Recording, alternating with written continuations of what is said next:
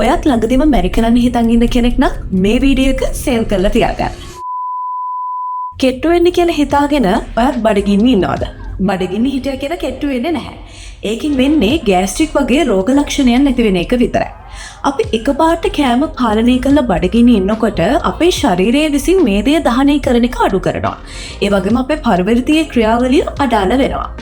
ඉතින් ඒක නිසා එකපාරටම අපි කෑම පාලනය කරන්න හොඳ නැහැ.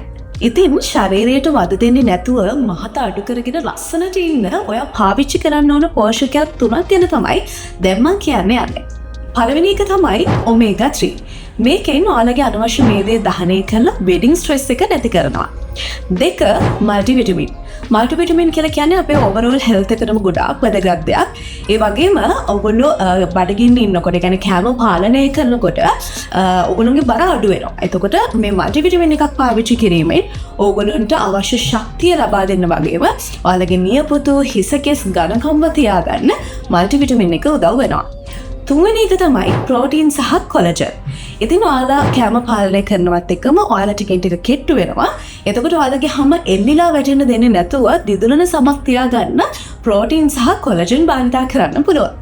ඉතින් ඔයාලට මේ වගේ 100% ඔරිජිනල් ෆුඩ් සප්ලිමන්ට් ලංකාවේ ඕනම තැනකට ඩිලිවර් කරගන්න සප්ලිමන්ට් වර්ල්ඩ් එකට අපේ වෙබ්සයිට් එක විසිට් කරන්න පුළුවන්. එහෙමත් නැත්නම් අපිට WhatsApp message එකක් දාන්න පුළුවන්. ඉතින් ඔයාලට මේ වීඩියෝ එක වැදගත් කියලා හිතනවා නම් ලයික් කරලා සේව් කරලා තියාගන්න. ඔයාගේ යාළුවන්ට බලන්න ෂෙයා කරන්න අවත කරන්න එපා.